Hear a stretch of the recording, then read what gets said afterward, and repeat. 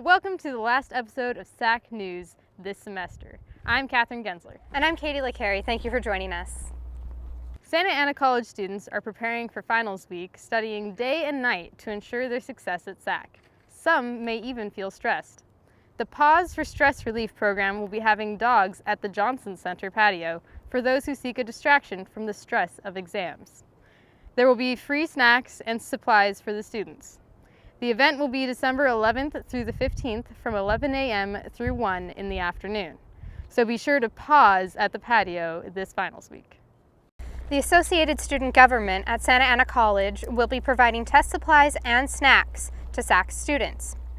ASG will be giving away these goods all day on December 11th and 12th from 8 a.m. to 7 p.m. to help students release a little bit of stress before they head into final exams. Make sure to visit the C and I buildings to grab your choice of test supplies or a snack. Students looking for a way to de-stress after their finals can try out meditation right here on campus. SAC is hosting a sound therapy and meditation workshop on December 13th between 4:30 and 5:30 p.m. The workshop is in the W building in the small gym of room 107, where students can enjoy the sounds of Tibetan singing bowls while they're guided through meditation. You can check the SAC website's event calendar for details. You've probably already noticed, but the campus of Santa Ana College is experiencing a makeover. Our reporter Andrew Lapp has the story. November 6 marks the passage of Measure Q. 5 years later, construction here at Santa Ana College is still ongoing. Measure Q was passed by Rancho Santiago Community College's Board of Educators in 2012 to fund construction of new facilities and repairs for old ones. The Johnson Student Center project, which is coming up very soon, that is a Measure Q project, along with the Science Center and the 17th and Bristol parking lot project. Those are some of the great opportunities and great new projects coming to Santa Ana College. However, the measure goes beyond building new classrooms. It's also being used to expand accessibility for students with disabilities. Accessibility to Santa Ana College is critical. Access from the parking lots into campus proper have been upgraded, and our student kind of hangout areas much more accessible than it had been in the past.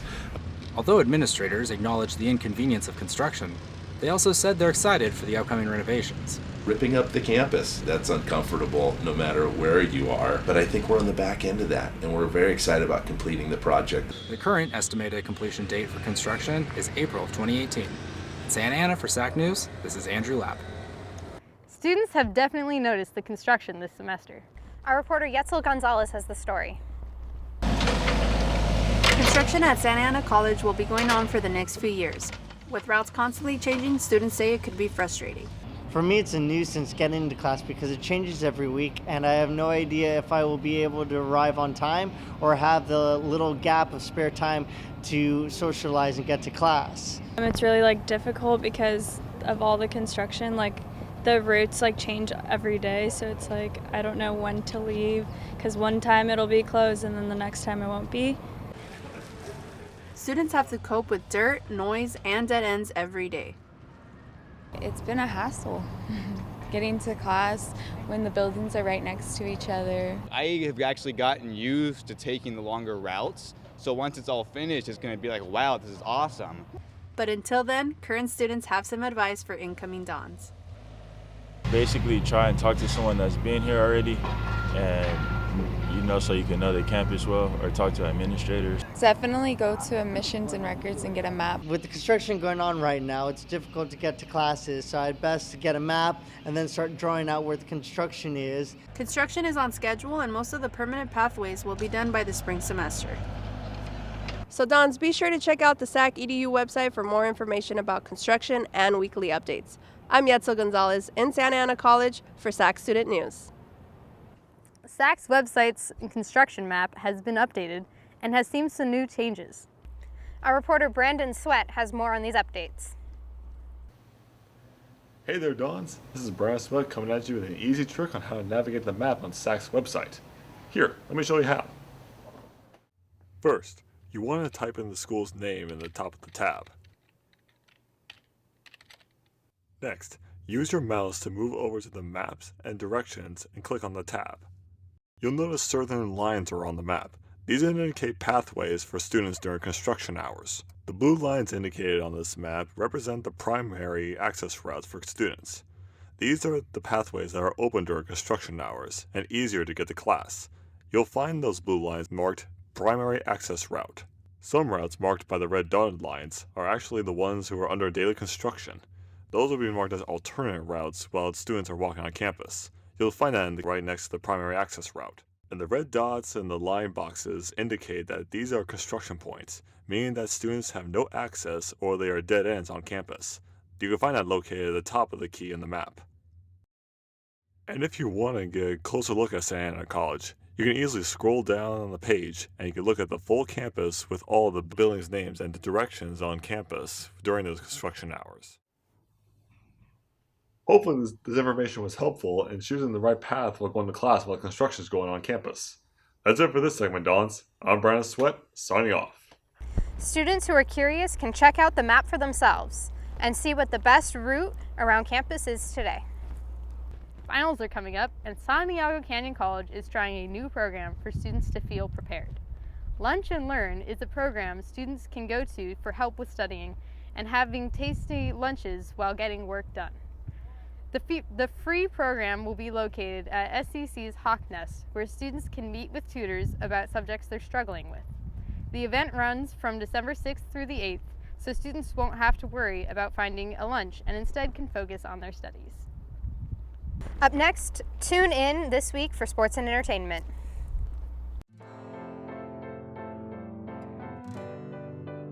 Part of the reason why I chose online classes was because it gave me the ability to plan my study schedule around my busy work schedule and busy life. I am a mother of 3 kids and they have a very busy lifestyle, so I have to be able to attend to that. Typically when I get home, I make dinner and then from there, about 4, 5, 6 hours, I'm online studying, reading, doing the homework, doing all the assignments, so very busy. Right now I'm taking Accounting 102 as well as Community Studies, and then my next class is Calculus, Business Calculus. But since it is online, they're accelerated courses, so you take 2 classes the first 8 weeks and then the next set of classes the next 8 weeks. My benefits are the fact that I'm not having to go to a traditional classroom and go to campus on a day-to-day basis. Like I said, I do have kids and a family that I have to attend to, so being able to do it at home, I'm able to be here physically for my kids if anything were to happen. I have taken on-campus classes. They do take a lot more time since you're away from home, so it's more social, more interactive with students, but online classes are the same way. The only difference is that your online classroom is a virtual classroom. A lot of the times you interact with students on the discussion board, so it's kind of nice to collaborate with the students there. Some teachers are more open to either email. I had one actual instructor or professor, he was open to text messaging, so if I ever had a question, I just text messaged him my question and what class I was in, and he responded right away. So they're very open. As long as you use your resources, you'll have everything at your disposal. The only advice I would suggest is be open to reaching out to your peers and your professors. Utilize all the resources that the school provides you, so that way you're able to be successful in your courses. Students should know that online classes are for people, like I said, that are self-motivated. You definitely are a person that needs to not procrastinate, and as long as you are that type of person, then you're capable of doing your best. I do move along faster in these classes because the 16-week courses are crammed into an 8-week course. So with that being said, you're doing like 2 chapters a week versus a chapter a week. I am looking to graduate this spring and transferring to Cal State Fullerton. So I'm very close.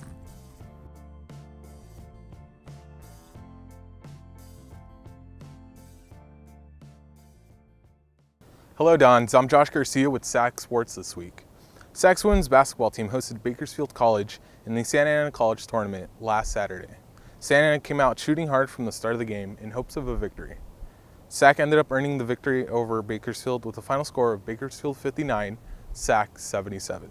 With this victory, SAC ended up taking home and third place in their tournament. SAC's next home game is against Bakersfield College, December 12th at 6 p.m. Santa Ana College men's basketball team faced off against Long Beach in the West LA tournament. Santa Ana College fought hard to earn a win over LBC, but fell short. Long Beach would take the victory over SAC with a 14-point lead. Final score of the evening, Long Beach City College 79, SAC 65. Mateo Cunha in SAC's men's soccer and Connor Miller in football won some hardware for this season. Cunha was named co-MVP of the Orange Empire Conference for his stellar all-around play, netting 6 goals and 6 assists. Miller was named Metro League Offensive Player of the Year, was third in the state in passing yards, and recorded 31 total touchdowns. Not only did our players stand out this season, but the American Metro League also named Don's head football coach, Adam Nyson, Coach of the Year. Nyson led the team to an undefeated conference record in his second year in the American Metro League. Congratulations, Don. Now let's welcome Dr. Doug Manning, Dean of Kinesiology and Activities. Welcome, Dr. Manning. Josh, how are you? Doing well. How about yourself? Good. So from my understanding, you were hired in July. Just can you kind of go through your experience, how it's been your first semester here in Santa Ana College? Yeah, you know, it's been great. Everyone's been extremely welcoming. It's been nice getting to know the administration, the coaches, the student athletes, the classified staff, our instructors in the classroom, and just getting to know the SAC community. So the first semester's been really great. So what's kind of been your goals coming into SAC, coming to a different school? What's kind of been your mindset coming in? You know, we had 3 goals for this fall semester.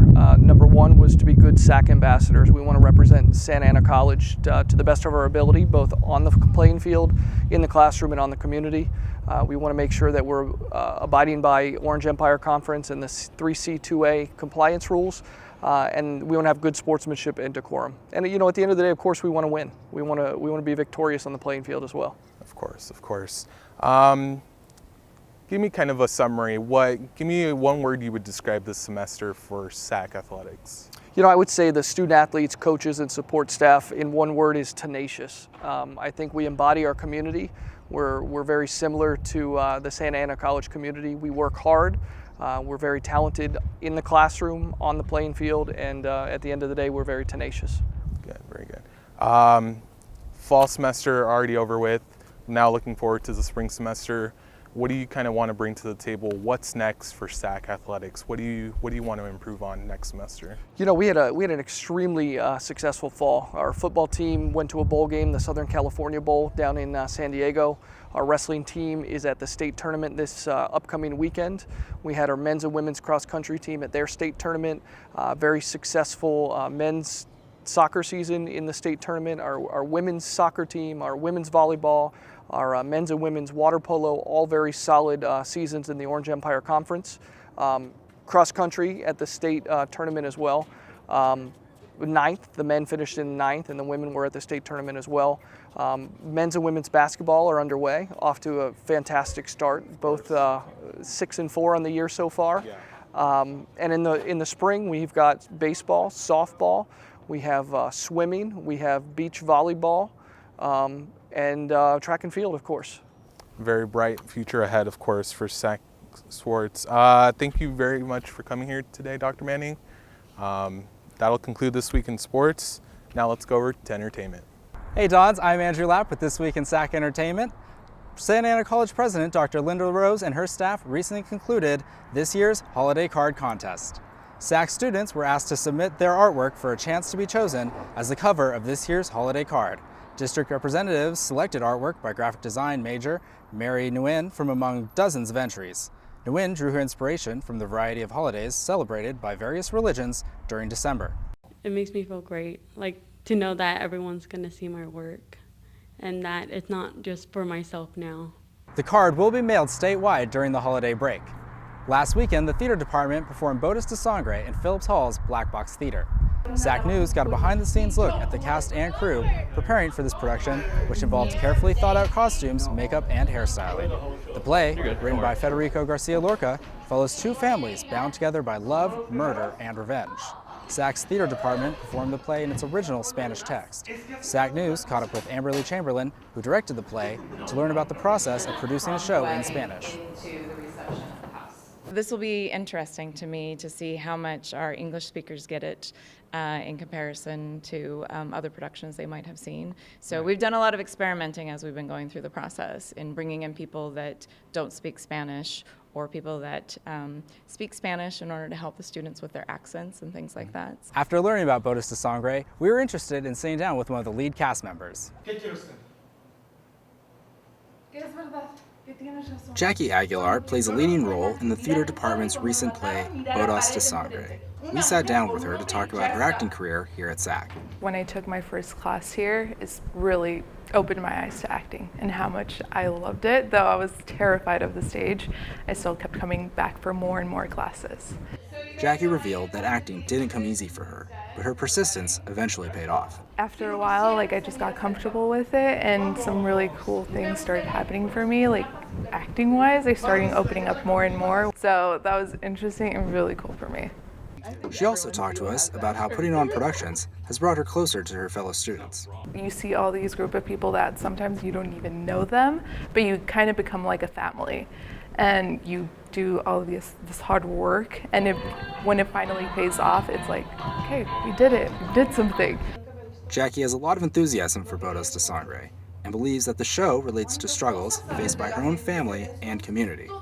I think it is relatable here because most of the families are Latinos or come from Mexican culture, and they do have family issues like the ones there is in Bodas de Sangre, and it's really relatable.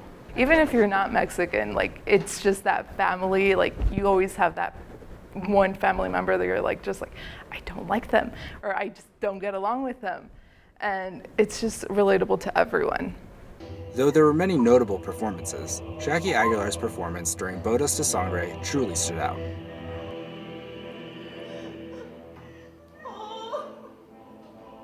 That'll wrap up This Week in Entertainment. Catherine and Katie, back to you. Thanks, Andrew. That will wrap up this last episode of SAC News this semester. Have a good break. Thank you for joining us. And don't forget to check out our Facebook, YouTube, and Instagram. We'll see you next semester.